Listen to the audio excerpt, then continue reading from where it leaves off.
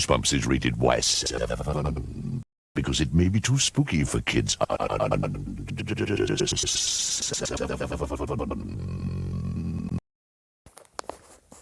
Hello, Goosebumps fans. It's time for another one. Special thanks to Kevin.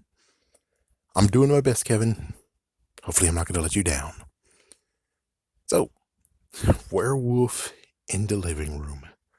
This one's hard.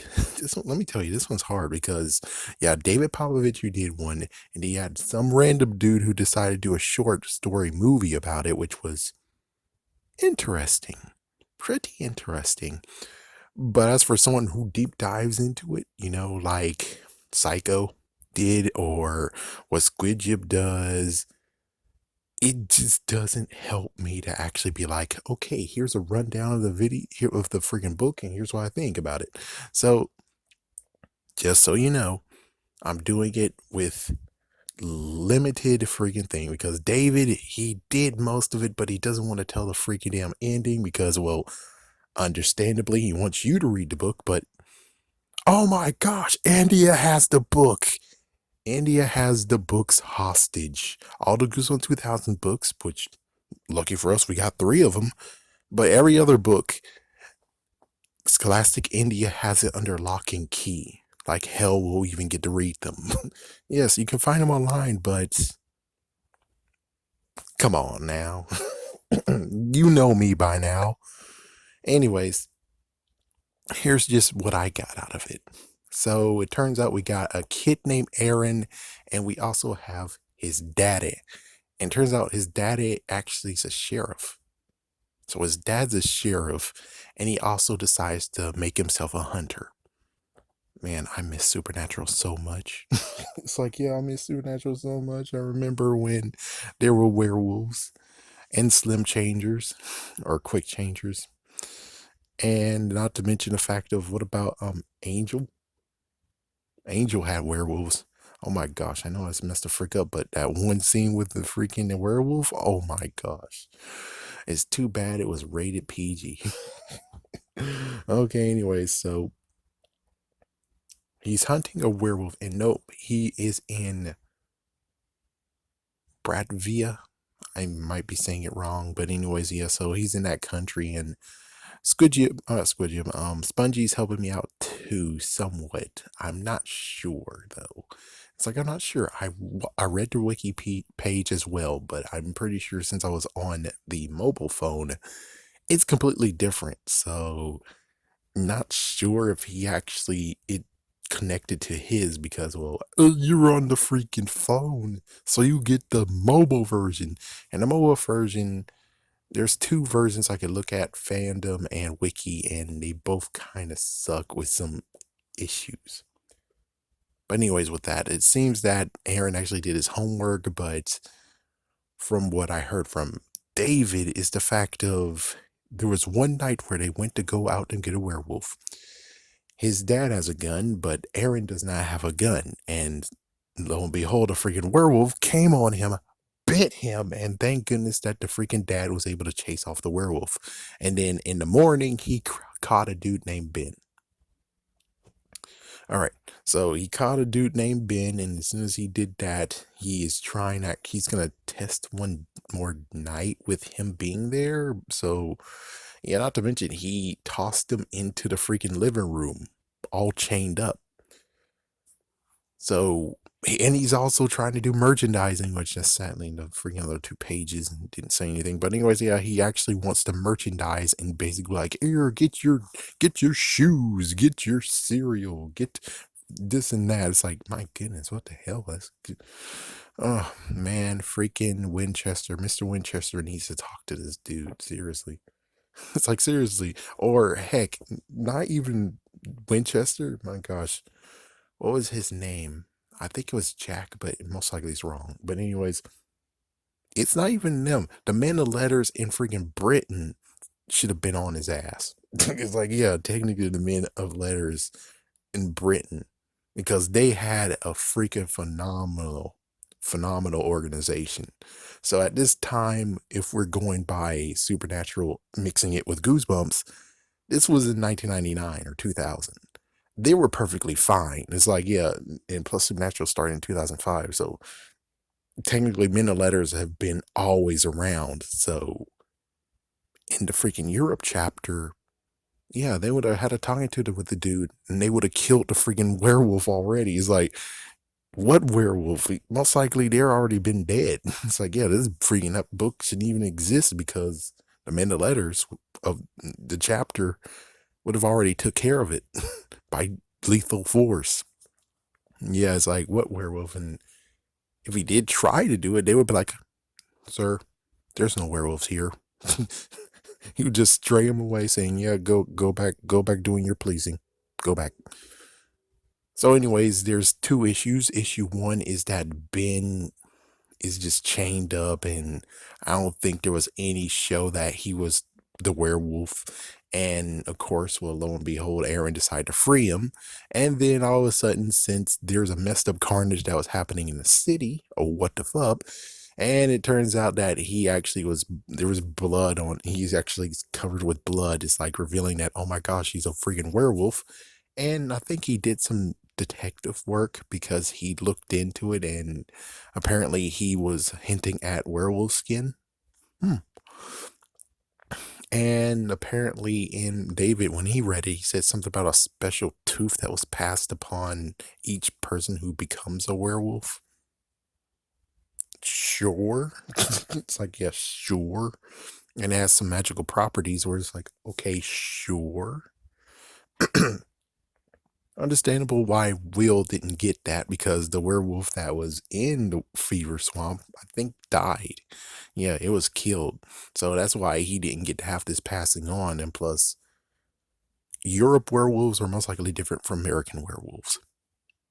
Anyways, so yeah, the idea now is the fact of we're going to chain you up, Aaron. We're going to chain you up, and we're going to send you to the best doctors in the world, and they'll find a cure for you.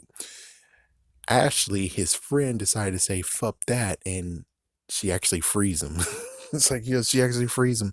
And because they had a debate being like, yeah, I don't want to be in the freaking lab forever and stuff like that, he decides to bite his father. So now his father's a werewolf, and now I think he actually bit Ashley too. I'm not sure, because it was like 3 werewolves now. So it's like Ben might have been a werewolf. We're not sure.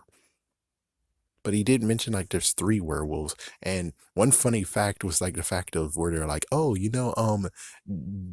that Jekyll book for Goosebumps? Yeah. I think Aaron's name got dropped in it, or at least his last name got, no, I think his full name was dropped into that book. So it's like, oh, that's kind of cool. I think it was Jekyll and Heidi. Anyways, yeah, so he got name dropped for some reason. So one thought of it is that it's just a nice little thing to connect all the werewolves together, except for werewolf skin. That's going to be completely different. So we have 2 different type of werewolves. I already made a video on this, but let's just do it one more time. But I'm going to add an extra spin to it. What I believe now is that when it comes to getting bitten by a werewolf in Goosebumps, the thing that really actually changes you and turns you to a werewolf is the fact that slobber was involved. So if they bit you and you have slobber on you as well, you turn into a werewolf. If you just got bitten quick and you were able to pull it away before anything, but of course I'm pretty sure that their teeth is in their mouth. And since their teeth is in their mouth and their saliva is all over their teeth, you're going to become you're going to be a werewolf no matter what, unless you're actually getting eaten. So it's like, yeah, because werewolf spit was in vampire breath, and that's what turned that girl into a werewolf. So just saying, it makes sense that now we can easily just say how you turn into a werewolf is because not only that you can get bitten by it, but more importantly, it's the fact of if you actually get any contact of their saliva. So that means that if you actually decide to be a crazy nut job and make out with a werewolf, you become a werewolf. It's like, yes, the grossest thing in the world. It's like, good God, man. Bestiality be damned now. It's like, bestiality rules. Like, good God, no. Yeah, but it's kind of messed up being like, oh, so that's how you do it. It's like, yeah, but they're gonna get bitten anyways. I mean, it's like, why in the world are you gonna try to make out with a werewolf? The only way how that's messed the freak up is the fact of where it's like before he changed, they made out with each other, and then when he's changing, oh my gosh, oh, now you're a part of him. Mm. But that book, holy freak, he's like, is that how it really ended? Is that book how it really ended? Is the fact of I don't know what to say besides the fact of if he was a real hunter, you would actually understand how to actually save yourself. Just saying, it's like it makes sense of how it's like you save yourself. And who knows if there's an interesting idea of where it's like to get werewolf skin, you have to get a silver knife and you're cut the freaking skin off. So it's basically skinning a freaking werewolf and that kills them. And because you killed them, their essence of werewolf is in the skin. And that's how that works, question mark. Durr. That's just a decent guess. But how that book ended, though, the fact of where it's like, I don't want to go to any lab. It's like, jeez, man, that's messed the frick up.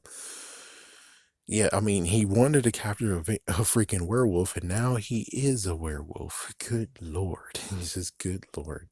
At least it's not like Underworld, where it's like the Lycans versus the vampires. Let the battles begin. It's like, yeah, we never even got that in the Goosebumps at all. But there is a connection thanks to vampire breath, but it's just faint. It's very, very faint. That and plus apparently the horrors in Horrorland are able to enslave the vampires just like they enslaved the freaking werewolves. Yeah, because the vampires are like, oh, cool, we'll just stay here forever. And the werewolves, I'm pretty sure, again, like I said in the video, they chained them up. They're chained.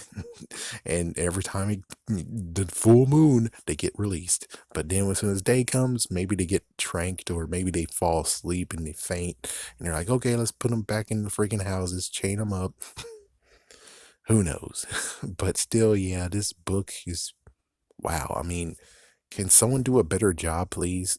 It's like, yeah, can someone do a better job so I can get a better understanding of this book? Because if this is exactly what I just said, is how the book came out, and apparently there's a part 1, part 2 in the book. Even Paparini didn't even mention that crap. But anyways, it's like we just need someone who actually straight up reads the book and just tears in a new one. Maybe Psycho, which he kind of said that if he could get his hands on the books, he would do it. He technically said he kind of said that, but it's like, yeah, other than that, I don't know. And kind of funny, just the markers like within 1 or 2 years, I mean, not Paparina. Paparina could be done, but he just wants to be doing original 62. Squid Jib most likely will continue on, but it's going to take years. If we're lucky, they'll be done this year, but considering, I don't know. Yeah, it's like I forgot to count, but still the countdown is happening now where it's like they're both close to being done technically. And it's like funny where it's like, will Paparina actually finish before them? Or will Squid Jib finally buckle down and do it every single month and try to beat him? Anyways, have a scary day. Have a scary day.